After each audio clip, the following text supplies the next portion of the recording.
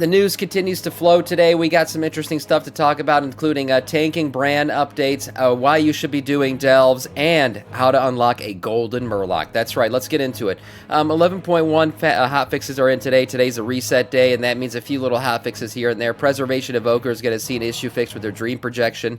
Hunter Beast Mastery fixed an issue with Potent Mutagen, was reducing the cooldown of Bestial Wrath. That's no longer going to be the case from higher amount than intended. Ass Rogue fixed an issue with Caustic Splitter, is that would not splash to the intended targets near the rogue when striking very large enemies. So there you go. Delves, crowd control effects should no longer stun candles in Krivigal's Rest. Liberation of Undermine One-Armed Bandit. Several creatures in the Galagio have been conscripted into Gallywix's security detail, allowing them to detect stealth and invisibility, so no longer can you just stealth through that entire area there. Sprocketmonger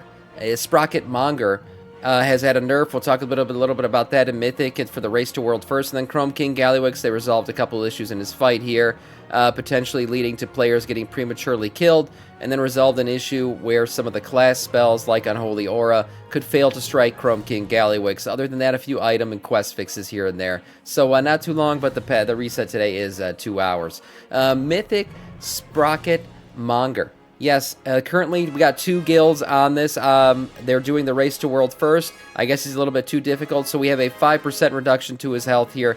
That is a mythic reduction, so that does not affect the heroic and normal difficulties. Tanking Brann.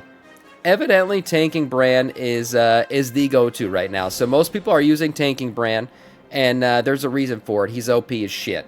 Yeah, and Blizzard realized that too, so he's getting nerfed today. Just an FYI, if you've been using tanking Brann, he might not hit the same way anymore. So over the past 2 seasons, we've noted that Brann's tank specialization has been the best choice for completing delves. Sorry, not the first 2, just Season 2. While we're excited to support a true healing-focused playstyle and delves for players who prefer that gameplay, Brann's tank specialization has simply proven to be too powerful when players hang back and just focus on healing him. So, I don't know how some of these people were doing it, bandaging him or what. Some of these DPS, I don't know how they were healing him, but yes, they were going with the taking Brann specialization. Our goal is for all Brann specs to be basically roughly balanced out against each other, so the difficulty of delves offered are a satisfying progression for whatever a player's preferred playstyle is. So I went into delves just the other day, did a +4 real quick. Honestly, never felt threatened by any of the mobs whatsoever, and I went in with DPS Brann. Now, I'm a blood DK, so running with a tanking Brann wouldn't make any sense to me, but I guess a lot of people beyond just healers are running with tanking Brann, so I don't know who the heck is out there doing it. Now Sam can finally finish a delve. No, I don't need tanking Brann, alright? This fucking joke about how I need tanking Brann as a tank. But a couple reductions here to a bunch of his abilities. He's going to do less damage for people, obviously. Tanking Brann was meant to be for healers, mostly. That's why his healing mechanic is directly tied to his damage that he outputs. So they're trying to, respec him in a way to make sure that only really healers are using tanking Brann. So beyond that, this is probably the way you're going to want to do it. But don't be discouraged, because delves are really good right now. You should be doing delves. I've been saying this for quite a while now.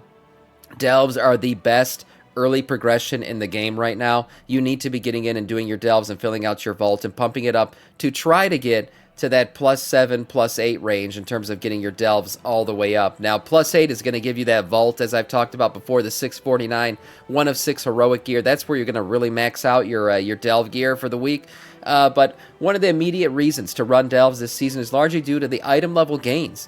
The Brann keeping his previous level right from last season makes early delve progression even easier. As I said, I jumped into a +4 yesterday, just right off the bat, did not feel threatened even once, and I actually ended up getting some really good stuff. I got the, what's it called? The Delver's Bounty drop. First run. Off the bat. So if you don't know, this season Delver's Bounty does have that as good bad luck protection. So everyone's going to get these. These are going to give you some even better gear to drop. So using the Delver's Bounty map is going to give you some more guaranteed gear. As I said before, in Dornegal, you turn this thing up. He sells the Wave Scrambler here. Sir Finley Murgot sells the Wave Scrambler for 1,500 undercoin. Once players have reached the Delve checkpoint, this is a consumable that can be used in delves to summon the Underpin, which I actually had show up in my first delve as well. He just popped out of nowhere. Defeating him will leave behind a lootable gold pile that gives you the guaranteed Delver's Bounty drop. So as I said, I got it in my first run, and that was because this guy showed up without me even using this Wave Scambler. Out of nowhere, Underpin showed up. He had a couple mechanics where his little bombs come out. You got to kick him away before they explode. Other than that, he was a pretty easy fight for me to do, and he did drop the Delver's Bounty map for me, so that was great. And you can get one map per week, so that's the limit. If you haven't gotten it by the end of the week, your bad luck protection should be kicked up to a point where you'll eventually get it. Gilded Crests available at tier 11 delves. First week might be hard for a lot of people to do a tier 11, but if you could push to that point, a great source of Gilded Crests, up to 21 of those you can get each week, so that's pretty damn big right now, as I mentioned before. And then strong trinkets. Shadow Binding Ritual Knife, Candle Confidant, which was one of the best in slots in Season 1 for a long time, and then Quick Candlestick. A few new delve trinkets have been added to Season 2. A few popular trinkets include the Mechano Core Amplifier and the Suspicious Energy Drink. While these trinkets cap out at 665, they can be quite useful until stronger trinkets are earned to replace them, probably via Raid or Mythic Plus. So again, getting your feet off the ground, doing the delves. For this week, it might be a little bit too late now if you haven't done them already. But for this next week, get in and do your delves, guys. Fill out that vault.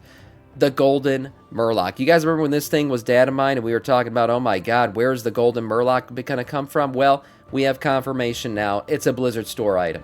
But not exactly just a Blizzard Store item. So here's what you got to do.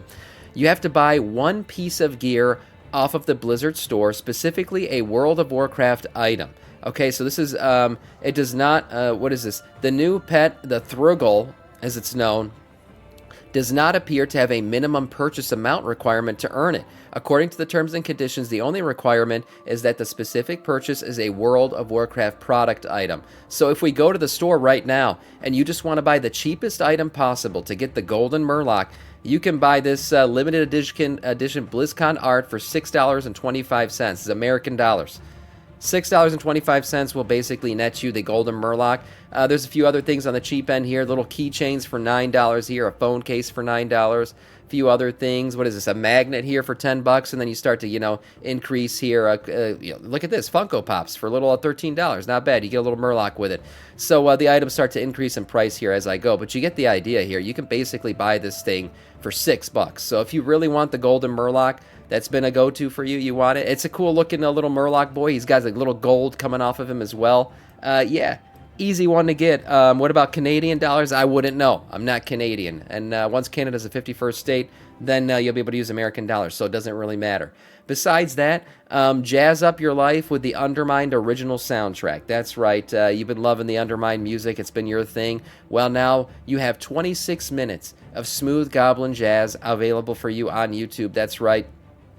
Go ahead, bring your date home after a wonderful 5-star dinner at KFC, turn on the Goblin soundtrack, and maybe, just maybe, you'll get lucky. Who knows?